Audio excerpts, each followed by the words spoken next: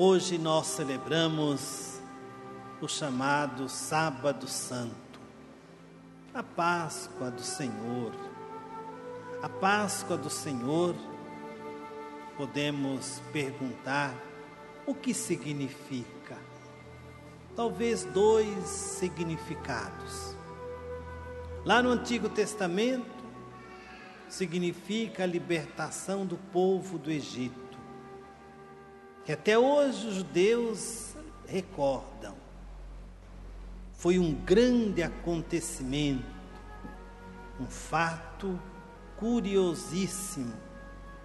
Só a igreja judaica mantém um tipo de façanha como esta: tirar o povo do Egito através da mão forte de Moisés, protegido certamente por Deus, Deus à frente do povo, e o povo marchando. Essa passagem, esse acontecimento, chamou-se Êxodo, passagem. E no Novo Testamento, nós lembramos o Cordeiro imolado, Jesus Cristo. É a procura do Apocalipse, o Cordeiro manso, humilde, que de cabeça baixa se coloca, como obediente, lembrando-nos Paulo, até a morte de cruz. Por isso que Deus o exaltou. Está acima de toda a terra e de todo o céu. E diante dele dobre todos os joelhos, no céu e na terra. Celebrar a Páscoa, queridos irmãos, é celebrar um amor que não tem fim. É um amor para sempre. É celebrar o amor de Deus. É celebrar que a vida venceu a morte. E os humildes venceram. Não foram os grandes, não foi Faraó que triunfou, apesar dele ser rei, não foram os imperadores, foi o humilde servo, humilde carpinteiro, que se tornou cordeiro. Quando entrávamos à igreja hoje, ao início da celebração, apagavam-se as luzes para mostrar que a única luz é a luz do ressuscitado, que é a luz do Cordeiro, é o Círio Pascal.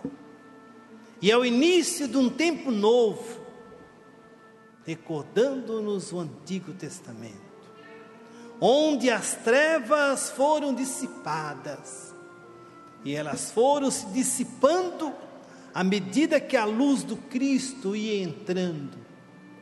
Nós íamos também acendendo nossas velas, como que comungando e partilhando desse momento ressurrecional. É o Cordeiro que está iluminando. E nós vamos até daqui a 50 dias celebrar esse Cordeiro, para depois, daqui 50 dias, recebermos a celebração de Pentecostes. Por isso que o nosso Círio Pascal, essa luz, vai ficar acesa durante os 50 dias das celebrações litúrgicas, até a festa de Pentecostes. Até lá, a única visão que você tem ao entrar na celebração litúrgica é o Círio Pascal. Aí você olha esse círio, você contempla esse círio, e você descobre nele um símbolo. É o símbolo do ressuscitado. É o símbolo de que a morte não é a última palavra que nós temos. A morte foi vencida pela ressurreição. Não mais A luz do Antigo Testamento é que brilha, que brilhou durante séculos. Nós precisávamos da luz do Antigo Testamento. Era a luz dos profetas. Os profetas eram homens iluminados, homens escolhidos, homens luzeiros. Eles vieram ao mundo para iluminar o povo. Diante das trevas que existiam, aí aparece o profeta. E o profeta dá uma esperança, joga uma faísca de luz, acende uma esperança nova no povo. Esse Deus que nós temos é um Deus magnífico.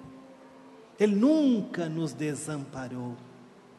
Nós que fazemos as nossas maracutaias, nós que nos separamos de Deus, mas esse Deus sempre esteve conosco. Nas horas difíceis, mandava os profetas, e lá iam os profetas obedientes, e falava aquilo que Deus queria que o povo ouvisse. Mas o povo de cabeça dura, difícil, ficavam impertinentes nos seus erros, nos seus pecados. Cada profeta a seu modo, a seu jeito.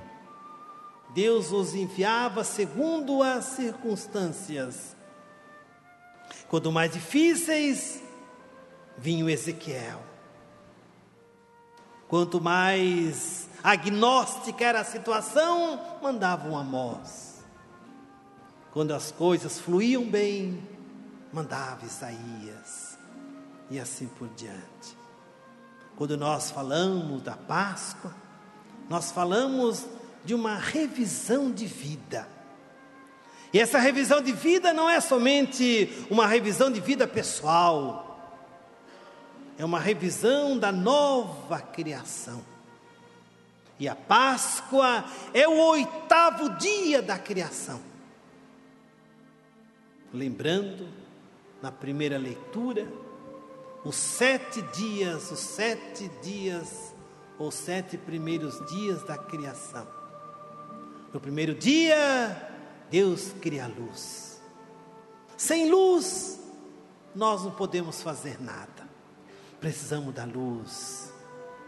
Que inteligência divina foi esta, de criar primeiramente a luz. Não cria primeiramente o homem, não nos cria em primeiro lugar, cria a luz. É preciso a luz. Havendo a luz, eu enxergo o caminho, eu enxergo as fronteiras, os limites. Quando a gente não tem luz, irmãos, caminhamos às avessas. Mas quando eu tenho luz, eu caminho à luz desta vela que me guia. E esse primeiro dia da criação, que foi a luz, Deus dizendo, haja luz, e a luz foi feita. Que Deus queria que os homens, mulheres, nós, a humanidade inteira, fosse iluminada por esta luz. Que essa luz é a própria luz de Deus. É uma imanência. Essa luz nasce do interior de Deus e se projeta na nossa vida. Às vezes, nós pedimos tantas coisas para Deus, e talvez poderíamos pedir somente luz. Senhor, dai-me luz. Por isso que Jesus, bem mais tarde, vai dizer, eu sou a luz do mundo, quem me segue não anda nas trevas. Buscar a luz, irmãos. Francisco de Assis, quando ele se converteu, a primeira coisa que ele fez na sua grande oração, ao perguntar quem ele era, eu sou um homem em busca da luz, porque sem a luz, nós não temos nada. Podemos ter tantas coisas na vida, mas se você não tem a luz, você não tem nada. Você perde o horizonte, você perde o caminho, você perde a estrada da vida. E Deus cria primeiramente a luz para que nós sejamos iluminados por ela. Uma vez feita a luz, Deus cria no segundo dia o firmamento, as constelações, os cosmos, o mundo que está aí, aquilo que está sobre nós. Diz que os antigos já ousavam dizer que Deus está lá em cima. E havia uma separação entre o céu e a terra. Era a grande divisão. Lá em cima está Deus, cá embaixo estão os homens, a humanidade. Deus cria o firmamento. E nesse firmamento Ele introduz a humanidade. No terceiro dia, Deus cria a ecologia, as coisas, os objetos, as matérias, para que nós nos alimentássemos. A gente não vive só de oração, vivemos do alimento, do pão de cada dia. Nós necessitamos do pão de cada dia. No quarto dia, Deus cria o cosmos, as estrelas, o sol, as grandes galáxias. A Terra é um pequenino planeta, nos bilhões de planetas que temos lá em cima, projetados sobre nós. Talvez a criação do cosmos é a lembrança da nossa pequenez, que nós somos um grãozinho de areia, como foi a promessa de Deus a Abraão. Abraão, ele tinha um cosmo dentro dele, ele tinha essa natureza cosmológica, para mostrar que a sua fé era um grãozinho de areia. E a nossa fé tem que ser realmente um grãozinho de areia, pequena. Porque assim é a nossa natureza humana. Para que a gente não se envaideça.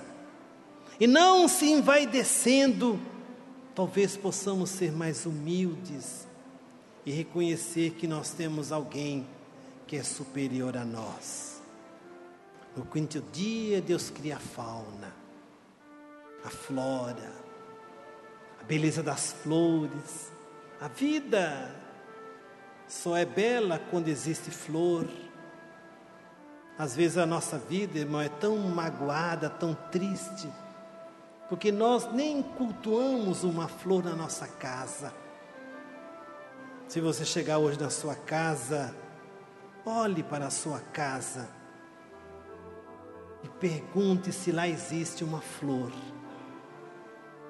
Às vezes, a nossa vida está precisando simplesmente de uma flor para embelezar o nosso ambiente.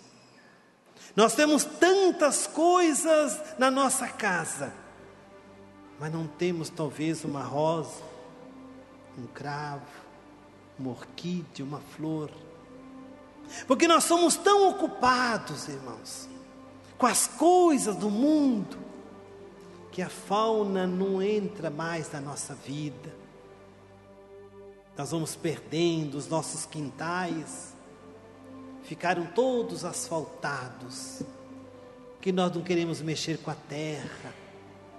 A nossa casa fica cheia de poeira, de terra.